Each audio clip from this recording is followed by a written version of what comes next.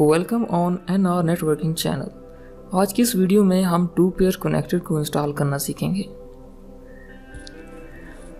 2 pairs connector में orange white, orange green white और green cable का इस्तेमाल किया जाता है। यहाँ पर ऑरेंज वाइट को फर्स्ट, फिर ऑरेंज ग्रीन और नंबर 6 पर ग्रीन वाइट को रखा जाता है। इसके अलावा ब्राउन और ब्लू केबल का इस्तेमाल पावर को ट्रांसफ़र करने के लिए इस्तेमाल करते हैं, जिन्हें पावर ओवर ईथरनेट भी कहते हैं। आइए 2 पेयर कनेक्टर को इंस्टॉल करना सीखते हैं।